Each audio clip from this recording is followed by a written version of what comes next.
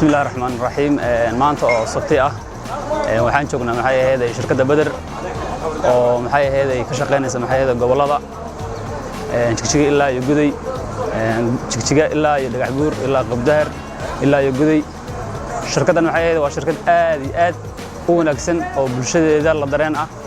waxa kamid ah waxyaabaha ay bixiso fursadaha oo kale saaka 30 qof bay free ku qaadaysaa aad baan u hambaleynaynaa shirkaddan waxaan leenahay guday hal laga qayb qaato abaal ruux gal waa la helay laakiin ruux guud waa la weelay 30ka 20 baan nahay maanta gobolka Shabeelle marka waxaan leeyahay maanta san friiga oo qayb qaadanay mar walba aan uga qayb qaadanay maxay sida tigidhka marka ruux loo jarayaa tahay goday in la dhaweeyaan marka shirkadda waan balanayaa Badr maanta iyo maalin walba guuleystaan leenahay hal la imaado goor iyo maalinba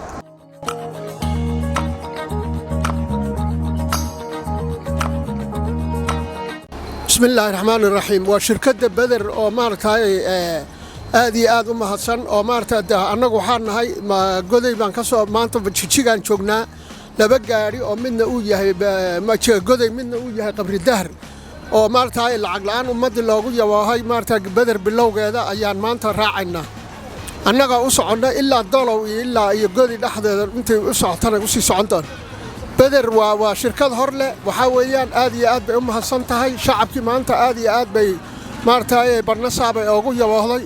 سيدا ويا فركة صد سان كوس عنا وكوس عرنا وأنها سنتي الحمد لله عبد الله بالله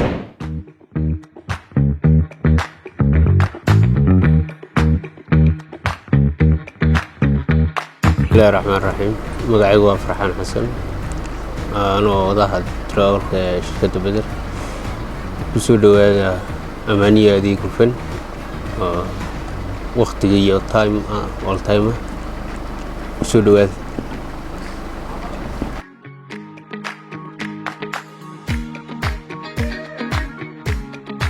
أنا magacaygu Mark Abdiraxmaan Maxamed shirkadda Badr drawlinta aan kamid ahay waxaan bulshooyinka ugu baaqayaa inaad si hufan aad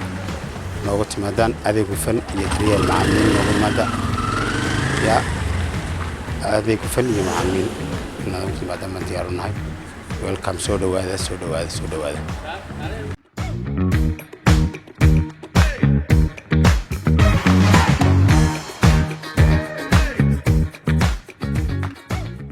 ከስተመራችንን በስነ ስርዓት በማድረስ እንገኛለን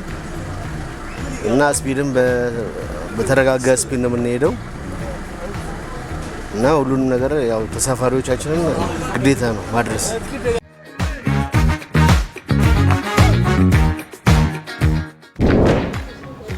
magacayga waa Maxamed Axmed Deero kusoo dhawo Badr Transportation and Logistics qaybtan waa qaybta alaab dirista macmiil kusoo dhawo si alaab aan kugu dirno بسم الله الرحمن الرحيم magacaygu waa Maxamed Sahal qaybta alaab qaadashada Badr Transportation macmiil kusoo dhawo qaybta alaab qaadashada adeeg hufan oo dhameystiran